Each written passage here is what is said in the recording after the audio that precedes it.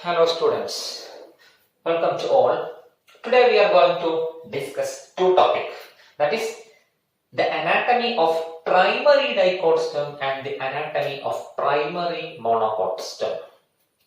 So here I would like to explain these two topics simultaneously so that you can easily able to understand what are the difference between these two dicot and monocot stem and what are the similarity between dicot and monocot stem. So that will be better for you. That's why I use this type of strategy.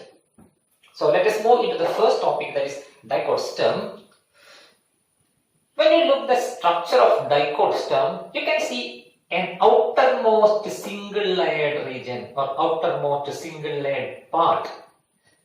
That outermost single layered part is called epidermis, or we can say that epiblema or epidermis. In case of monocot also you can see that single layered called epidermis. So epidermis is same for both monocot and dicot. And when we move into the function of this epidermis, that function also same for both the dicot and monocot. The main function of epidermis is that they act as an outermost protective layer of dicot and monocot stem. So their function is to protect the whole stem. Okay. And when you look the structure of epidermis, you can see a wax-like coating. That wax-like coating is called cuticle. That wax-like coating is called a cuticle. You can see in case of monocot also. Okay. And one more thing is that on the surface of epidermis, you can see a multicellular stem here. It is a multicellular stem here. That multicellular stem here is called a trichome. This trichome is most commonly found in case of dicot, and it is also found in monocot. So trichome are present in both the monocot and dicot, but when compared to monocot, more number of trichomes are present in dicot, but it is not a difference. Trichomes are found in both the dicot and monocot. And one more thing is that on the epidermis you can see few number of stomata for gas exchange. You can see stomata. In case of dicot, you can see the stomata having gourd cell, G-U-A-R-D, gourd cell with kidney or bean in shape. You can see kidney or bean shape gourd cell. Okay. Whereas in case of monocot, also you can see stomata, but the gourd cell within the stomata are usually dumbbell in shape. But when compared to leaf, the number of stomata is very narrow, very low number in case of stem. But you can see stomata, but their number is very low when compared to the anatomy of monocot leaf and anatomy of dicot leaf. Okay. So number of stomata will be more in leaf than stem. But here you can see stomata in both cases, but their shape will be different. Here the gourd cells of stomata are dumbbell, here kidney or bean shape.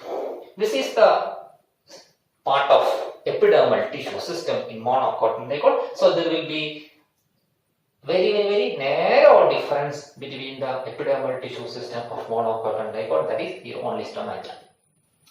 And when we move into the cortex, there will be a big difference in case of monocot and dicot. In case of dicot, you can see the region just below the epidermis. That region is called hypodermis. Hypodermis means a region which is present just below the epidermis. Here the hypodermis is made up of collenchyma tissue. Hypodermis is made up of collenchyma. The main features of collenchyma is that they are living cell and cellulose deposition is present only at their corners. That is why I put dark colored mark at their corners. Corners contain cellulose deposition and they are live cell. In some collenchyma contain chloroplast. Such a type of collenchyma can able to synthesize food material through photosynthesis. Whereas in case of monocot stem, you can see hypodermal region, but this hypodermal region is not made up of collenchyma, but this hypodermal region is made up of sclerenchyma tissue. Sclerenchyma tissue. We know that sclerenchyma tissue is a dead cell without protoplasm. And the main features of sclerenchyma cell, their outer wall is very thin, whereas their inner wall is very thick. So that is made up of here.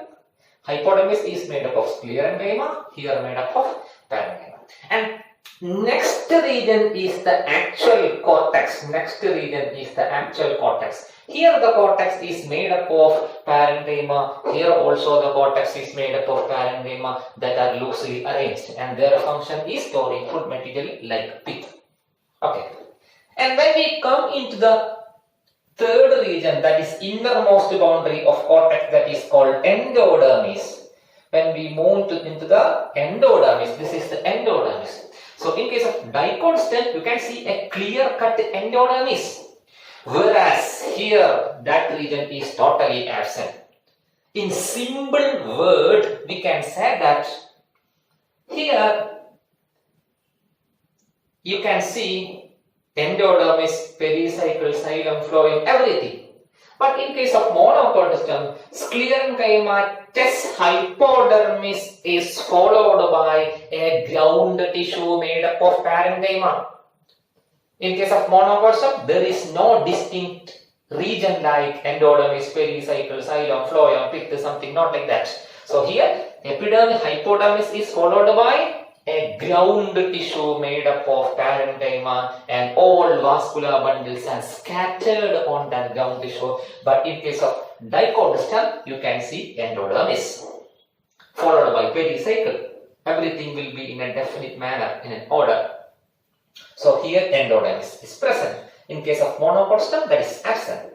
And this endodermis contains starch grain. Starch, you know, starch is a polymer of glucose. So starch grain. So due to the presence of starch grain, this endodermis is also called starch sheath. So it is also called starch sheath. Whereas that region is absent in case of monocot. And when we compare the structure of root, which was studied in previous classes, we studied that endodermis is followed by continuous layer of parenchyma which made up of 2 to 3 layers, that is called pericycle. But in case of dicot stem, pericycle is present but it is not a continuous layer. Pericycle are found in patches. They are found in patches. They are discontinuous layer. So this is the pericycle. This is the pericycle. This pericycle is found in patches of sclerenchyma. Sclerenchyma tissue. Pericycle is made up of patches of sclerenchyma tissue which is present just above the phloem. This is called primary phloem. This is called primary phloem. And this region is called primary xylem. So pericycle is a sclerenchyma tissue which is found in patches just above the primary phloem, or in between the endodermis and the primary phloem. That is correct. In between the primary phloem and endodermis. In between the primary phloem and endodermis. Okay. And when we move into the vascular bundle, you can see that vascular bundle is made up of primary phloem and primary xylem. Okay. And they are arranged side by side. Here xylem, phloem is present at the side of xylem. Xylem and phloem are arranged side by side. Okay, so such a type of arrangement is called a conjoined and collateral vascular bundle. So vascular bundle are conjoined and collateral, which means that they are arranged side by side. And one more thing is that in between the primary xylem and the primary phloem, you can see cambium. This cambium is called fascicular cambium. This cambium is called fascicular cambium, or we can say that intravascular cambium. Not intravascular cambium. So in between primary phloem and primary xylem, fascicular cambium is present. So due to the presence of cambium, this root can able to increase in thickness or girth. So if cambium is present in between xylem and phloem, then such type of vascular bundle are called open type vascular bundle, because they have a chance to increase in girthiness, or they have a chance to grow, or they have a chance for secondary growth. So their chance is open for increase in thickness. That is why they are called open type of vascular bundle. So vascular bundles are side by side, so conjoined and collateral and also open. And this whole vascular bundles are arranged in the form of a ring. They are arranged in the form of a ring. So the vascular bundles are arranged in a definite order or a definite shape, ring, in a ring form. And one more thing is that this xylem, those parts which I am marking with black color, you can see this is the primary xylem, and this sharp end of the primary xylem is called protoxylem. This broad, this is called proto, this is called meta. So here you can see the protoxylem is directing towards inside or innermost pit region. Such type of xylem is called endark xylem. We know that in case of monocot and dicot root, which was previously discussed, in case of root, this protoxylem is directing towards outside. Therefore, that xylem is called the exarch. But in case of stem, it is endark. That is the unique property of all type of stem.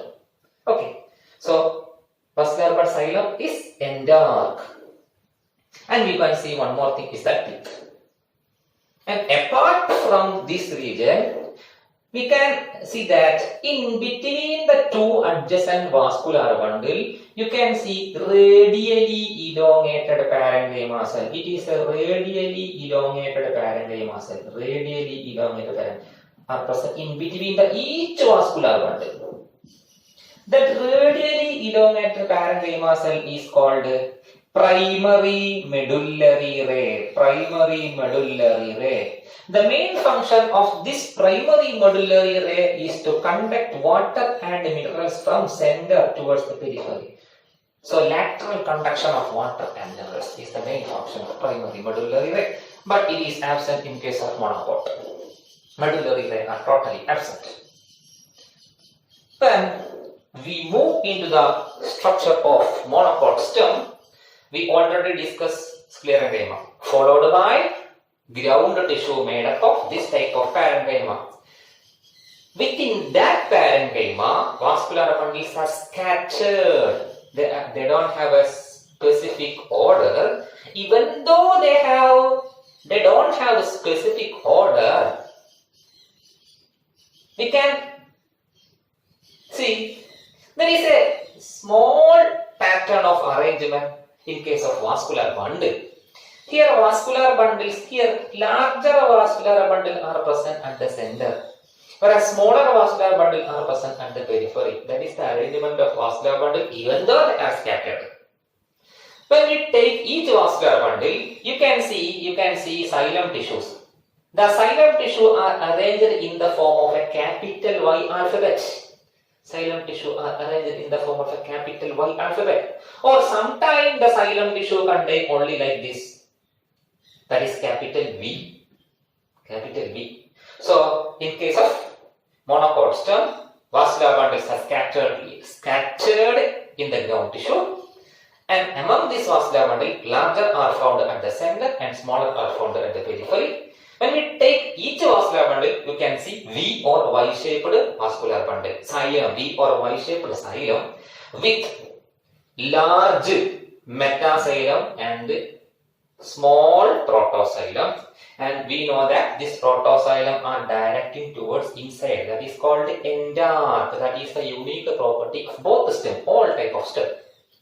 And we can also say that primary phloem are present just beneath the Y-shaped or V-shaped xylem.